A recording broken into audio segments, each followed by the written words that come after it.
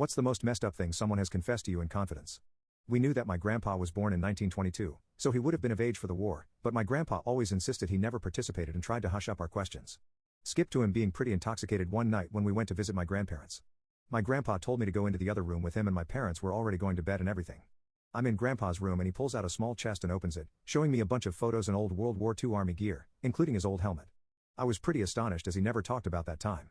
Out of nowhere he asked for my confidence and I said of course, safe with me.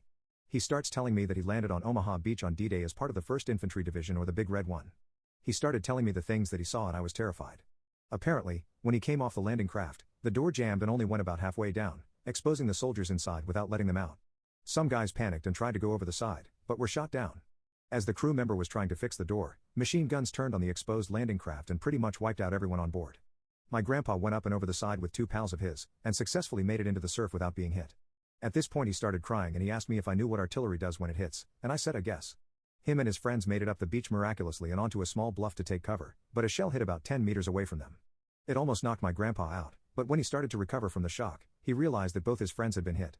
He said that one of them was still alive, but had been divided in 2 from the legs and was squirming and slowly fading. The other friend, his best friend whom enlisted with my grandpa, had his face taken off and tried to speak, but only made inhuman and awful sounds before he passed several minutes later. My grandpa was pinned still trying to recover from the shock and machine gun fire was heavy, so he couldn't go out to comfort or try to help his friends, so he had to sit there and watch them pass away. My grandpa started to cry uncontrollably and I just hugged him.